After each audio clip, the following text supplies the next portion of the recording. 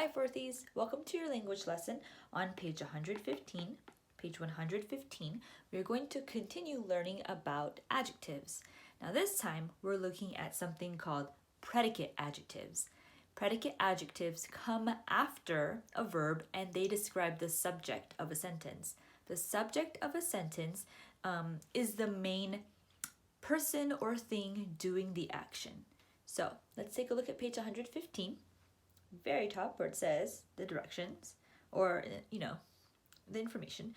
An adjective in the predicate which describes the subject is called a predicate adjective. Predicate adjectives must follow linking verbs. The linking verb connects the subject to another word in the predicate. Some linking verbs are, and here are the linking verbs we're going to use today: am, is, are, was, and were. So if you look at the example here, in blue, it says wild boars are common in Spain. Boars are a type of animal. They're kind of like pigs. I believe they're not as pink, but they're type of pigs. So again, wild boars are common in Spain.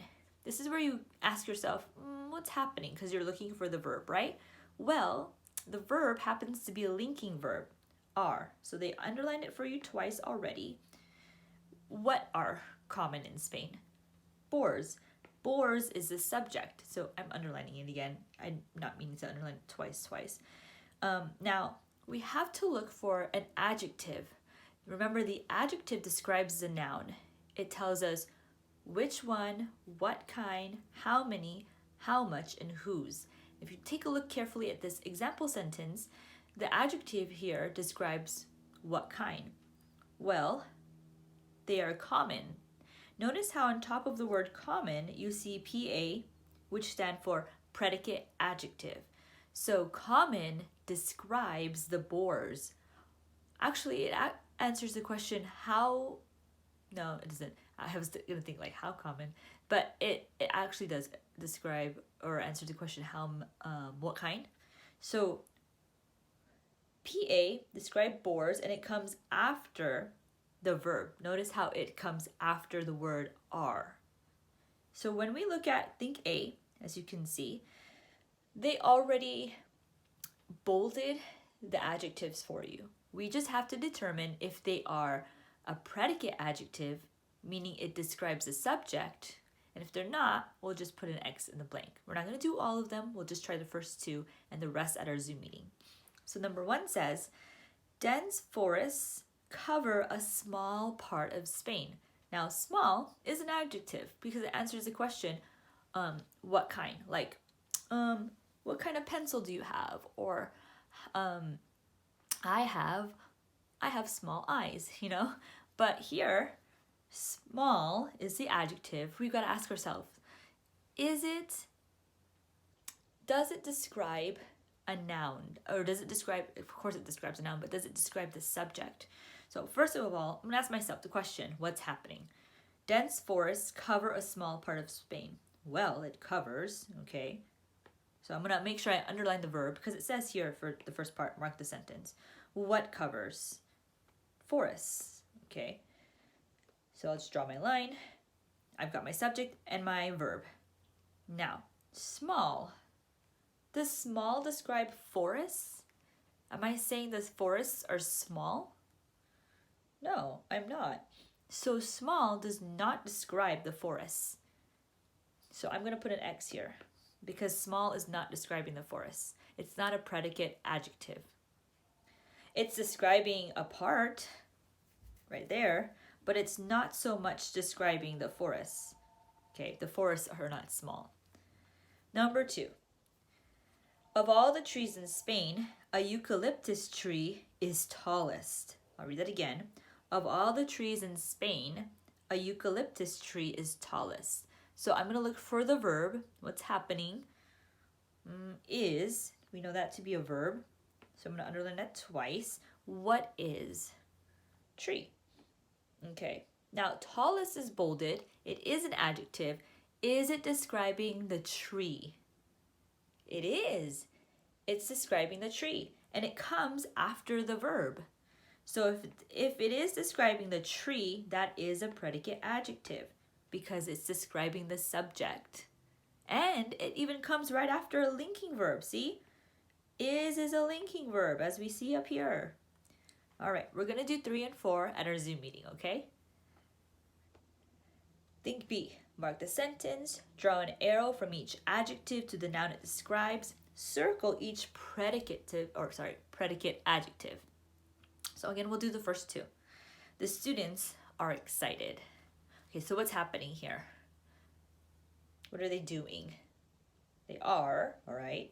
Who is excited? Students. All right, so I've got my subject, students. I've got the verb, which is like are. That's more of the linking verb. Ooh, it's a linking verb. Now, what word describes the students? They're excited. And guess what? It's describing the subject. It's describing the subject. So I'm going to circle it, labeling it as a predicate adjective, and it's describing the subject of students. Students are excited. Number 2, I am thankful for this warm weather. Ooh, okay. So what are you doing? What's going on? What's the verb? What's the action here? Am. See, it's part of the verb is up here. Am. So I'm going to underline am twice. Who is thankful? I. All right, so I'm going to draw my line here just to separate. Now I have to look for some just regular adjectives. I see one here, which is this, because it answers the, just going to draw an arrow. This describes weather. Warm describes weather, because this answers the question, which weather? This weather. Get it? But there aren't any, are there adjectives describing the subject? I'm thinking thankful is. Is thankful an adjective? Yeah, thankful is an adjective. So I'm going to circle thankful. I'm going to point it at the word I, because it's describing the subject. All right. So we'll do 3 and 4 at our Zoom meeting. And hopefully at our Zoom meeting, I can further elaborate and explain predicate adjectives. I said it right. Okay. Think C. Again, we'll just do the first 2. We have to mark the sentence. As always, we look for the verb first and the subject. We'll draw an arrow from each adjective to the noun it describes. And if it is a predicate adjective, if it's describing the subject, we'll circle it. And we'll identify if the verb is either action, state of being, or linking. Now remember, action verbs are things you do, like sing, dance, jump, hop, run, skip. State of being verbs and linking verbs are more like these verbs up here. Okay? So if you see any of those verbs in the sentences, we'll label them as LV or BV. So, mostly LV. Number 1, northern Spain is humid. Northern Spain is humid. Humid meaning it's like really warm. There's an extra layer of like warmth in the air, and it usually means it's gonna rain soon. So what's happening here? I already see a linking verb. I hope you see it too. It's the word is. What is humid? Spain. Okay.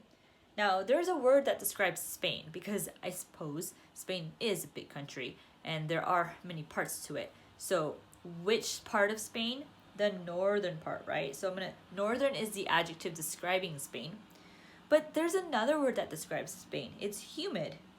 Spain is, that part of Spain is humid. But notice how it comes after the verb. Since it comes after the verb, it is a predicate adjective. Okay, so there we go. We've got a predicate adjective here, describing the subject after the verb. I hope you see the pattern now. Number 2, in central Spain, winters are cold. Okay, so what's happening here?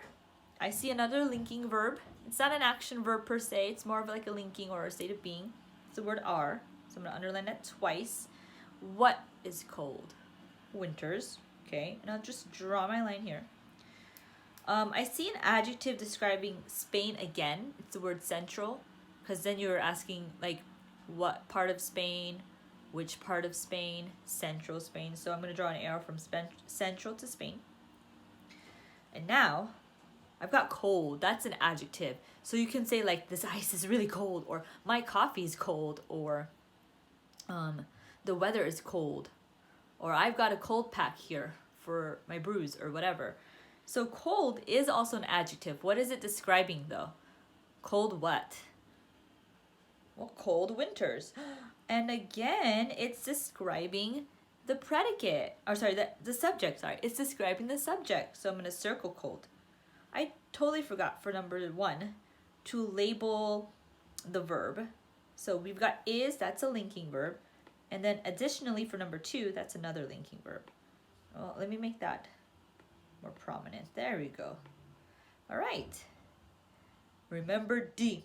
We'll finish think C at our Zoom meeting. I wanted to save some of this for the meeting. We'll do the first 3. You can try the rest on your own, because what you're gonna do is label the, group of words as either a sentence, if it has a subject and a verb.